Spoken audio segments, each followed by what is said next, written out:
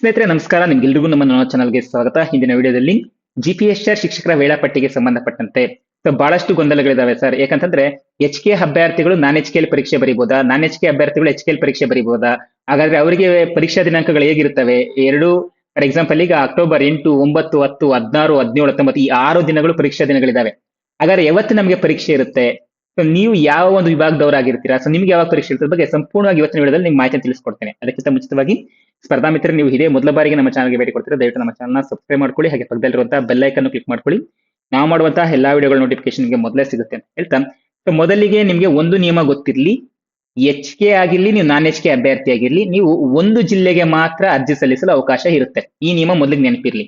ಇನ್ನು ಮುಂದೆ ಹೋಗ್ತಾ ನಾನು ನಿಮಗೆ ಸಂಪೂರ್ಣ ಮಾಹಿತಿಯನ್ನು ತಿಳಿಸ್ಕೊಡಿ. ಫಸ್ಟ್ ಆಫ್ ಆಲ್, ಜಿಪಿಎಸ್ಟಿ ಅವರು ನಾನ್ ಎಚ್ ಕೆಗೆ ಸಂಬಂಧಪಟ್ಟಂತೆ ಅಂದ್ರೆ ಒಟ್ಟಾರೆಯಾಗಿ 7 ಜಿಲ್ಲೆಗಳನ್ನು ಬಿಟ್ಟು ಉಳಿದಂತಹ ಎಲ್ಲಾ ಜಿಲ್ಲೆಗಳು, ಶೈಕ್ಷಣಿಕ ಜಿಲ್ಲೆಗಳು ಸೇರಿ ಎಲ್ಲರಿಗೂ ಸಹ ಅಷ್ಟೇ 8ನೇ ತಾರೀಕು ಬೆಳಗ್ಗೆ 10 ರಿಂದ 12 ಗಂಟೆಗೆ ಪತ್ರಿಕೆ ಒಂದು. ಸೊ ಇದು ಜನರಲ್ ಆಗಿ ಎಲ್ಲರೂ ಬರೆದೇ ಬರೀತಾರೆ. ಇನ್ನು 2 4 ಕಂಪ್ಯೂಟರ್ ಎಕ್ಸಾಮ್ ಇರುತ್ತೆ. ಇನ್ನು 9ನೇ ತಾರೀಕು ಬೆಳಗ್ಗೆ ಸೋಷಿಯಲ್ ಮತ್ತೆ ಬಯಾಲಜಿ ಟೀಚರ್ಸ್ ಇರುತ್ತೆ. 2:30 ರಿಂದ 4 ಮ್ಯಾಥಮೆಟಿಕ್ಸ್ ಟೀಚರ್ಸ್ ಇರುತ್ತೆ. ಇನ್ನು 10ನೇ ತಾರೀಕು ಕನ್ನಡ ಟೀಚರ್ಸ್ ಮತ್ತೆ ಇಂಗ್ಲಿಷ್ ಟೀಚರ್ಸ್ಗೆ ಎಕ್ಸಾಮ್ಸ್ ಇರುತ್ತೆ. ಇದು ಯಾರೆಲ್ಲ ನಾನ್ ಎಚ್ ಕೆಗೆ ಅಪ್ಲೈ ಮಾಡ್ತಿರೋ, ಫಾರ್ ಎಕ್ಸಾಂಪಲ್ ಕೋಲಾರ ಆಗಿರ್ಲಿ, ಮೈಸೂರು ಆಗಿರ್ಲಿ, ಬೆಂಗಳೂರು ಆಗಿರ್ಲಿ, ಹಾಸನ, ಹಾವೇರಿ, ಈ ರೀತಿ ಜಿಲ್ಲೆಗಳಿಗೆ. ಇನ್ನು ಇದರಲ್ಲಿ ಏನ್ ಮಾಡಿದ್ದಾರೆ ಅಂತಂದ್ರೆ, ನಾನ್ ಎಚ್ ಕೆಲೆ ಈಗ 92% ಪ್ಲಸ್ 80% ಡಿವೈಡ್ ಮಾಡ್ಕೊಂಡಿದ್ದಾರೆ. ಏನ್ 92% ಅಂದ್ರೆ ಇಲ್ಲಿ ಅಲ್ಲಿರುವಂತ ರಾಜ್ಯ ಮಟ್ಟದ ಸ್ಥಳೀಯರಿಗೆ ಅಲ್ಲಿರೋರಿಗೆ ಕೆಲವೊಂದಿಷ್ಟು ಹುದ್ದೆಗಳನ್ನು ಕೊಡಬೇಕೆನ್ನುವಂತ ಕಾರಣದಿಂದ. ಇದ್ರ ಬಗ್ಗೆ ನಾನು ಮಾತಾಡೋದು, ಇದ್ರ ಬಗ್ಗೆ ನಾನು ನೆಕ್ಸ್ಟ್ ಮಾತಾಡ್ತೀನಿ. ಈಗ ಎಚ್ ಕೆಗೆ ಬಂದಾಗ ಎಚ್ ಕೆ ಅಲ್ಲಿ ನಿಮಗೆ 16/10/2026 ಬೆಳಗ್ಗೆ ಪೇಪರ್ 1 ಇರುತ್ತೆ. ಜೊತೆಗೆ ಮಧ್ಯಾಹ್ನ ಗಣಕಯಂತ್ರ ಪರೀಕ್ಷೆ ಇರುತ್ತೆ, ಮೀನ್ಸ್ ಕಂಪ್ಯೂಟರ್ ಟೀಚರ್ಸ್ ಎಕ್ಸಾಮ್ ಇರುತ್ತೆ. 17ನೇ ತಾರೀಕು ಸೋಷಿಯಲ್ ಮತ್ತೆ ಬೆಳಗ್ಗೆ ಸೋಷಿಯಲ್ ಅವ್ರಿಗೆ ಮತ್ತೆ ಬಯಾಲಜಿ ಅವ್ರಿಗೆ ಇರುತ್ತೆ, ಮಧ್ಯಾಹ್ನ ಮ್ಯಾಥ್ಸ್ ಟೀಚರ್ಸ್ ಇರುತ್ತೆ. ಇನ್ನ 19ನೇ ತಾರೀಕು ಕನ್ನಡ ಮತ್ತೆ ಆಂಗ್ಲ ಭಾಷೆ ಇರುತ್ತೆ, ಕನ್ನಡ ಮತ್ತೆ ಆಂಗ್ಲ ಶಿಕ್ಷಕರಿಗೆ ಇರುತ್ತೆ. ನಿಜವಾದ ಟ್ವಿಸ್ಟ್ ಏನಂತಂದ್ರೆ ಇಲ್ಲೇ ಇದೆ, ಸರಿಯಾಗಿ ಗಮನಿಸಿ ನೋಡಿ. ಫಾರ್ ಎಕ್ಸಾಂಪಲ್ ಈಗ ನೀವು ನಾನ್ ಎಚ್ ಕೆ ಅಭ್ಯರ್ಥಿ ಆಗಿರ್ತೀರಾ. ಫಾರ್ ಎಕ್ಸಾಂಪಲ್ ನೀವೊಬ್ಬ ಬೆಂಗಳೂರು ಅಭ್ಯರ್ಥಿ ಆಗಿರ್ತೀರ, ನೀವು ಎಚ್ ಕೆ ವಿಭಾಗಕ್ಕೆ ಅರ್ಜಿ ಸಲ್ಲಿಸಬೇಕು. ಎಚ್ ಕೆ ವಿಭಾಗಕ್ಕೆ ಅರ್ಜಿ ಸಲ್ಲಿಸಬೇಕು ಅಂತಂದ್ರೆ ನಿಮಗೆ ಎಕ್ಸಾಮ್ ಯಾವಾಗಿರುತ್ತೆ? 8/10/2026 ಮತ್ತೆ 9/10/2026. ನೀವು ಇಲ್ಲಿ ನೋಡ್ಕೋಬಹುದು. 8ನೇ ತಾರೀಕು ಸಾಮಾನ್ಯ ಪೇಪರ್ ಇರುತ್ತೆ ಮತ್ತೆ ಕಂಪ್ಯೂಟರ್ ಟೀಚರ್ ಪೇಪರ್ ಇರುತ್ತೆ. 9ನೇ ತಾರೀಕು ಸೋಷಿಯಲ್, ಬಯಾಲಜಿ ಮತ್ತೆ ಮ್ಯಾಥ್ಸ್ ಪೇಪರ್ ಇರುತ್ತೆ. ಒಂದನ್ನ ಸರಿಯಾಗಿ ಗಮನಿಸಿ. ಈಗ ನಾನ್ ಎಚ್ ಕೆದವರು ಒಬ್ಬ ಬೆಂಗಳೂರು ಅಭ್ಯರ್ಥಿ, ನೀವು ಬೆಂಗಳೂರನ್ನ ಬಿಟ್ಟು ಎಚ್ ಕೆದಲ್ಲಿ ಅಪ್ಲೈ ಮಾಡಿದ್ರು ನಿಮ್ಗೆ 8, 9ನೇ ತಾರೀಕೆ ಇರುತ್ತೆ. ನೀವು ನಾನ್ ಎಚ್ ಕೆಗೆ ಅಪ್ಲೈ ಮಾಡಿದ್ರು, ಇಲ್ಲಿ ಗಮನಿಸ್ತಾರೆ, ನಾನ್ ಎಚ್ ಕೆಗೆ ಅಪ್ಲೈ ಮಾಡಿದ್ರು ನಿಮ್ಗೆ 8, 9ನೇ ತಾರೀಕೆ ಎಕ್ಸಾಮ್ ಇರುತ್ತೆ. ಇದ್ರ ಅರ್ಥ ಏನು ಅಂತಂದ್ರೆ, ನೀವು ನಾನ್ ಎಚ್ ಕೆ ಯಾರಿರ್ತಿರೋ, ಅಭ್ಯರ್ಥಿಗಳು ಯಾರಿರ್ತಿರೋ, ನೀವು ಎಚ್ ಕೆಗಾದ್ರೂ ಅರ್ಜಿ ಸಲ್ಲಿಸಿ, ನಾನ್ ಎಚ್ ಕೆಗಾದ್ರೂ ಅರ್ಜಿ ಸಲ್ಲಿಸಿ, ನಿಮಗೆ ಎಕ್ಸಾಮ್ ದಿನಾಂಕಗಳು ಒಂದೇ ಇರ್ತವೆ. ಇದರಿಂದ ನೀವೇನ್ ತಿಳ್ಕೊಬಹುದು ಅಂದ್ರೆ, ನೀವು ಕೇವಲ ಒಂದು ಜಿಲ್ಲೆಗೆ ಮಾತ್ರ ಅರ್ಜಿಯನ್ನ ಸಲ್ಲಿಸಬಹುದು.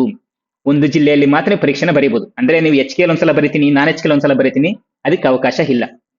ಇನ್ನ ನಾನ್ ಎಚ್ ಕೆದವರು ಮತ್ತೆ ಎಚ್ ಕೆದವ್ರಿಗೆ ಮೇನ್ ಆಗಿ ನೀವು ಅಷ್ಟೇ, ನೀವು ಮೊದಲಿಗೆ ಇನ್ನೊಂದು ನಿಯಮ, ನಿಮ್ಗೆ ಇಲ್ಲಿ ಇನ್ನೊಂದು ಐಡಿಯಾ ಬರುತ್ತೆ. ನಾನು ಮೊದಲಿಗೆ ನಾನ್ ಎಚ್ ಕೆ ಅಪ್ಲೈ ಮಾಡ್ತೀನಿ, ನಾನ್ ಎಚ್ ಕೆ ಎಕ್ಸಾಮ್ ಬರೀತೀನಿ, ತದನಂತರ ಎಚ್ ಕೆ ಎಕ್ಸಾಮ್ ಬರ್ಕೋಬಹುದು ಅನ್ನೋ ಒಂದು ಐಡಿಯಾ ನಿಮ್ಗೆ ಬಂದಿರುತ್ತೆ. ಆ ರೀತಿ ಸಾಧ್ಯ ಇಲ್ಲ. ನೀವು ಫಾರ್ ಎಕ್ಸಾಂಪಲ್ ಈಗ ಒಂದು ಯಾದಗಿರಿ ಒಬ್ಬ ಅಭ್ಯರ್ಥಿ ಆಗಿರ್ತೀರಾ ಅಂತ ಅಂದ್ಕೊಳ್ಳೋಣ. ನೀವು ಯಾದಗಿರಿ ಅಭ್ಯರ್ಥಿಯಾಗಿ ನೀವು ಬೆಂಗಳೂರಿಗೆ ಅರ್ಜಿಯನ್ನು ಸಲ್ಲಿಸಿರ್ತಾರೆ. ಸೊ ಬೆಂಗಳೂರಿಗೆ ಅರ್ಜಿಯನ್ನು ಸಲ್ಲಿಸಿ ನಿಮ್ಗೆ ಎಕ್ಸಾಮ್ ಡೇಟ್ಸ್ ಯಾವಾಗ? ನಾನ್ ಎಚ್ ಕೆ ಆಗಿರುವಂತದ್ದು 8, 9, 10ನೇ ತಾರೀಕು. ಸೊ ನಿಮ್ಗೆ ಇದೇ ತಾರೀಕೆ ಎಕ್ಸಾಮ್ಸ್ ಇರ್ತವೆ. ಆದ್ರೆ ನೀವು ಯಾದಗಿರಿ ವ್ಯಕ್ತಿಯಾಗಿ ಮತ್ತೆ ನೀವು ಎಚ್ ಕೆ ಜಿಲ್ಲೆಗಳನ್ನ ಸೆಲೆಕ್ಟ್ ಮಾಡ್ಕೊಳ್ಳೋಕೆ ಅವಕಾಶ ಇರೋದಿಲ್ಲ. ಏನಂದ್ರೆ ನೀವು ಒಂದು ಜಿಲ್ಲೆಯನ್ನ ಮಾತ್ರ ಸೆಲೆಕ್ಟ್ ಮಾಡ್ಕೋಬೇಕಾಗಿರುತ್ತೆ. ಅಂದ್ರೆ ನಿಮಗೆ ಸಾಧ್ಯವಾದಷ್ಟು ಯಾರು ಈ ತರ ಸೆಲೆಕ್ಟ್ ಮಾಡ್ಕೊಳ್ಳೋ, ಅವ್ರ ಎಚ್ ಕೆನೇ ಸೆಲೆಕ್ಟ್ ಮಾಡ್ಕೊಳ್ತಾರೆ. ಯಾಕಂದ್ರೆ ಅವ್ರಿಗೆ 371J ಒಂದು ವಿಶೇಷ ಮೀಸಲಾತಿ ಇರೋದ್ರಿಂದ ಅವರು ನಿಮಗೆ 16, 17, 19 ಎಕ್ಸಾಮ್ಸ್ ಇರುತ್ತೆ. ನೀವು ಸೆಲೆಕ್ಟ್ ಮಾಡ್ಕೋಬಾರ್ದು ಅಂತಲ್ಲ, ಮಾಡ್ಕೋಬಹುದು. ಆದ್ರೆ ನಿಮ್ಗೆ ಎಕ್ಸಾಮ್ಸ್ ಯಾವಾಗಿರುತ್ತೆ ಅನ್ನೋದು ಹೇಳಿದೀನಿ. ನೀವು ಎಚ್ ಕೆದಲ್ಲೇ ಬರೀತೀನಿ ಅಂದ್ರೆ ಎಚ್ ಕೆದಲ್ಲಿ ಎಕ್ಸಾಮ್ಸ್ ಯಾವಾಗಿರ್ತವೆ ಅನ್ನೋದು ಹೇಳಿದೀನಿ. ಇನ್ನ ರಾಜ್ಯ ಮಟ್ಟದ ಸ್ಥಳೀಯ ವೃಂದದ ಶೇಕಡ 8ರಷ್ಟು ಹುದ್ದೆಗಳಿಗೆ ಅಂತಂದ್ರೆ, ಈಗ ಏನು ಅಂತಂದ್ರೆ ಸ್ಥಳೀಯರಿಗೆ ಹೆಚ್ಚಿನ ಮಹತ್ವವನ್ನು ಕೊಡ್ತಾ ಇಲ್ಲ ಎನ್ನುವಂತಹ ಆಧಾರಿತವಾಗಿ ಸ್ಥಳೀಯರಿಗೂ ಹೆಚ್ಚಿನ ಒಂದು ಆದ್ಯತೆ ಕೊಡಬೇಕು ಅಂತ ಹೇಳಿ 8ರಷ್ಟು ಹುದ್ದೆಗಳನ್ನ ಈ ಸಲ ಮೀಸಲಾತಿ ಇಟ್ಟಿದ್ದಾರೆ. ಇದಕ್ಕೆ ಸಂಬಂಧಪಟ್ಟಂತೆ ಎಕ್ಸಾಮ್ಸ್ ಯಾವಾಗಿರ್ತವೆ? 16, 17 ಮತ್ತೆ 19. ಸೊ ಯಾವಾಗ ಕಲ್ಯಾಣ ಕರ್ನಾಟಕ ಅಥವಾ ಎಚ್ ಕೆಗೆ ಎಕ್ಸಾಮ್ಸ್ ನಡೀತಾ ಇರ್ತಾವೋ ಅವಾಗ ಈ ಭಾಗದಲ್ಲೂ ಎಕ್ಸಾಮ್ಸ್ ನಡೀತವೆ. ಇದೆಲ್ಲ ಸಂಪೂರ್ಣವಾಗಿ ಮಾಹಿತಿಯನ್ನ ನಿಮ್ಗೆ ಅರ್ಥ ಆಗಿದೆ ಅಂತ ಅನ್ಕೊಳ್ತೀನಿ. ಸೊ ನಿಮ್ಗೆ ಒಂದು ಮೈಂಡ್ ಅಲ್ಲಿ ಇರಬೇಕು. ಸೊ ನೀವು ಅರ್ಜಿಯನ್ನು ಸಲ್ಲಿಸಬೇಕಾದ್ರೆ ಮೊದಲೇ ಯೋಜಿಸಿ ಅರ್ಜಿಯನ್ನು ಸಲ್ಲಿಸಬೇಕಾಗತ್ತೆ.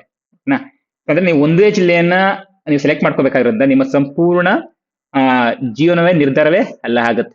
ಏನ ಸ್ನೇಹಿತರೆ, ಇದಿಷ್ಟು ಸಂಪೂರ್ಣವಾಗಿ GPS ಶಿಕ್ಷಕರ ನೇಮಕಾತಿಗೆ ವೇಳಾಪಟ್ಟಿಗೆ ಸಂಬಂಧಪಟ್ಟಂತ ಸಂಪೂರ್ಣ ಮಾಹಿತಿಯಾಗಿತ್ತು. ಸೊ ನಿಮ್ಮ ಎಲ್ಲಾ ಗೊಂದಲಗಳಿಗೂ ಕ್ಲಿಯರ್ ಆಗಿದೆ ಅಂತ ಅನ್ಕೊಳ್ತೀನಿ. ಇನ್ನ ಇದಕ್ಕೆ ಸಂಬಂಧಪಟ್ಟಂತೆ ಇನ್ನೇನೇ ಡೌಟ್ಸ್ ಇದ್ರು ಸರ್ ನೀವು ಕಮೆಂಟ್ ಸೆಕ್ಷನ್ ಅಂತದಿದೆ, ಕಮೆಂಟ್ ಸೆಕ್ಷನ್ ತಿಳಿಸ್ತೀರಾ ಅಂತ ಹೇಳ್ತಾ ನಮ್ಮ ಮುಂದಿನ ವಿಡಿಯೋದಲ್ಲಿ ಭೇಟಿ ಆಗೋಣ ಸ್ನೇಹಿತರೆ. ನಿಮ್ಗೆಲ್ರಿಗೂ ಧನ್ಯವಾದಗಳು.